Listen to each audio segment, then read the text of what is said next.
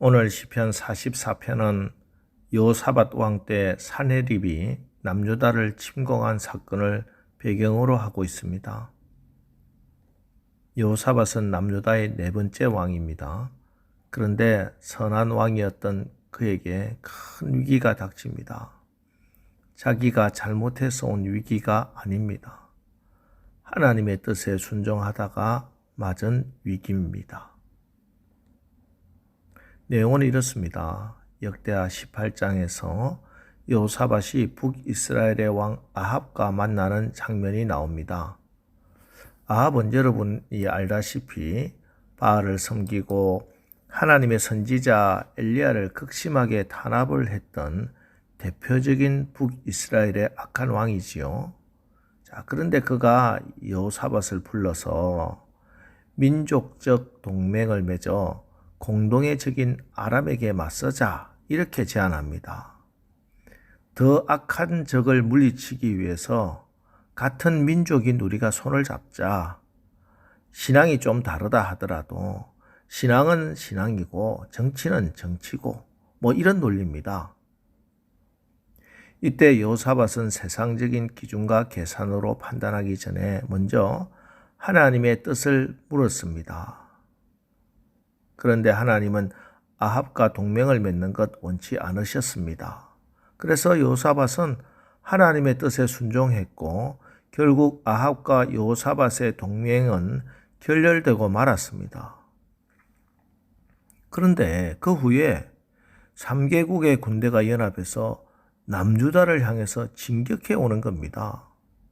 하나님의 말씀에 순종했는데 오히려 더 큰 위기를 맞게 된 것이죠. 이 소식을 들은 여호사밧이 4절 5절 하나님이여 주는 나의 왕이시니 야곱에게 구원을 베푸소서. 우리가 주를 의지하여 우리 대적을 누르고 우리를 치러 일어나는 자를 주의 이름으로 밟으리이다. 역대하에 보면은 이 기도가 이렇게 되어 있습니다. 여호사밧이 두려워하여 여호와께로 낯을 향하여 간구하고. 사람들은 두려움이 밀려올 때 어디로 낯을 향하는가?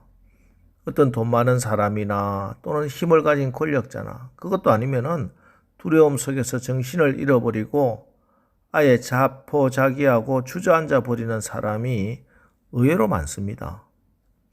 그러나 여호사밧은 그 두려움 속에서 여호와께로 낯을 향하고 있습니다. 이것이 바로 성도가 세상과 다른 점입니다. 성도는 어떤 사람입니까? 두려운 일이 결코 그 생에 생기지 않는 사람이 아니라 두려움 속에서도 그 낯을 여호와께로 향할 수 있는 사람입니다. 그 두려움의 문제로 인하여 낭망하거나 주저앉아 버리는 사람이 아니라 그 두려움의 문제를 들고서 여호와 하나님께로 낯을 향하여 나아갈 수 있는 사람입니다. 이것이 성도의 성도됨이요 하나님 백성의 특권입니다. 교회 안에는 두 종류의 사람이 있는 것 같습니다. 평소에는 잘 드러나지 않는데 어떤 어려움이나 문제가 생기면은 이 두 사람이 확연히 갈라집니다. 첫 번째는 문제가 생겼을 때 그 문제를 들고 세상을 향해 달려가는 사람입니다. 이런 분들 되게 이렇게 이야기하죠. 목사님, 요즘 저희 집에 무슨 문제가 생겼어요. 그 문제를 잘 좀 처리해 놓고 나서 그때 제가 교회 나가겠습니다. 저는 이런 이야기 들을 때마다 이런 이야기가 생각납니다. 어떤 더러운 거지에게 돈을 주면서 목욕탕에 가서 좀 씻으라 하니까 그 거지가 그랬다잖아요. 아니 이렇게 더럽게 해가지고 어떻게 목욕탕을 갑니까? 제가 딴 데 가서 좀 깨끗이 씻고 나서 그때 목욕하러 가겠습니다. 아니 목욕탕이 뭐하러 있는 데입니까? 더러움을 깨끗이 씻으라고 만들어 놓은 것이 목욕탕입니다. 그런데 그 목욕탕 앞에 두고 어디 가서 씻고 온단 말입니까? 교회도 마찬가지입니다. 여러분 인생에 닥치는 수많은 고통과 문제들 하나님 앞에서 해결받으라고 주신 곳이 교회인데 그 교회를 놔두고 어디 가서 문제를 해결하고 오겠다는 겁니까? 수고하고 무거운 짐진 자들아 다 내게로 오라. 내가 너희를 편히 쉬게 하리라 하고 말씀하신 분이 전능하신 하나님인데 짐지고 있는 자들, 수고의 떡을 먹고 있는 자들아 다 내게로 오라 말씀하고 계신데 그 하나님을 앞에 두고서 어디에 가서 그 짐을 내려놓고 그 문제를 해결하고 오겠다는 겁니까? 여러분, 문제나 두려움을 만나면요, 그거 들고 딴 데 가지 마시고 하나님의 얼굴을 구하며 하나님께 나오세요. 오늘 시편의 기자처럼 주여 깨소서 어찌하여 주무시나이까? 일어나소서 우리를 영원히 버리지 마소서. 어찌하여 주의 얼굴을 가리시고 우리의 고난과 압제를 잊으셨나이까? 우리 영혼은 진토 속에 파묻히고 우리 몸은 땅에 붙었나이다. 일어나 우리를 도우소서. 주의 인자하심으로 말미암아 우리를 구원하소서 하고 하나님을 찾아 나오시기 바랍니다. 하나님께서는 이렇게 두려움 속에서 그 얼굴을 하나님께 향하는 사람들 반드시 만나 주십니다. 여러분, 이 땅을 살아가는 우리 그리스도인들의 진정한 행복이 있다고 하면은 전능하신 하나님, 나의 모든 삶을 다 알고 계시는 하나님이 계시다는 겁니다.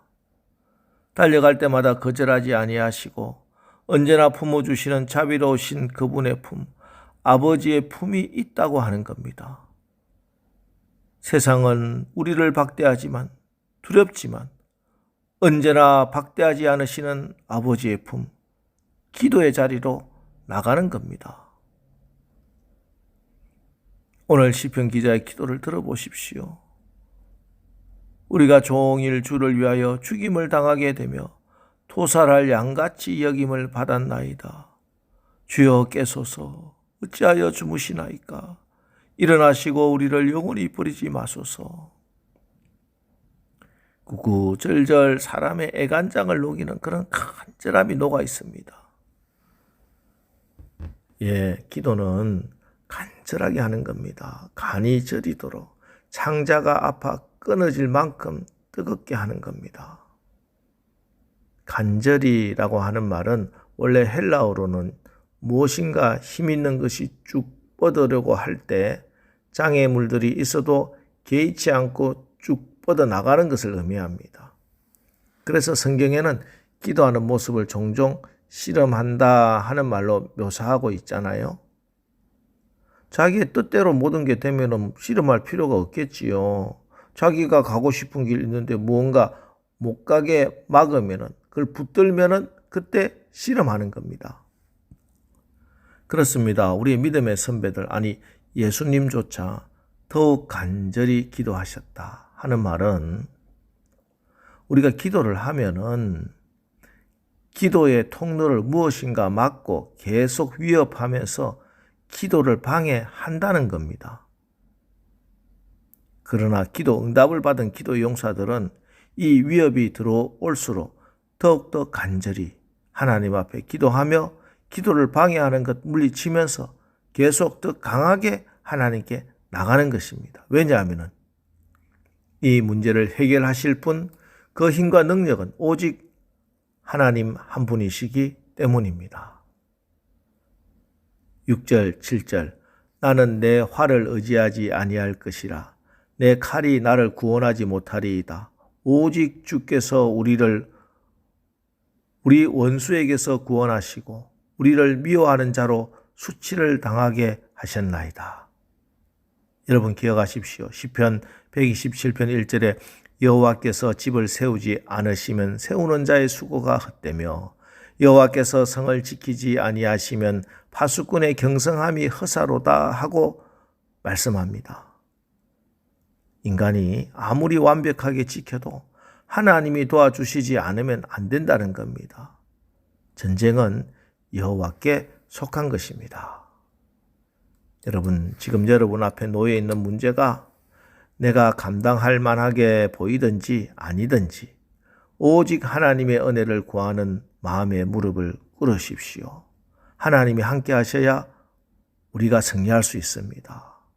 이 기도의 자세로 간절하게 기도해서 오늘 여호사밧이 결국 은혜를 입어 승리했던 것처럼 우리도 오늘 하루 주님의 은혜로 승리하시기를 주님의 이름으로 축원합니다.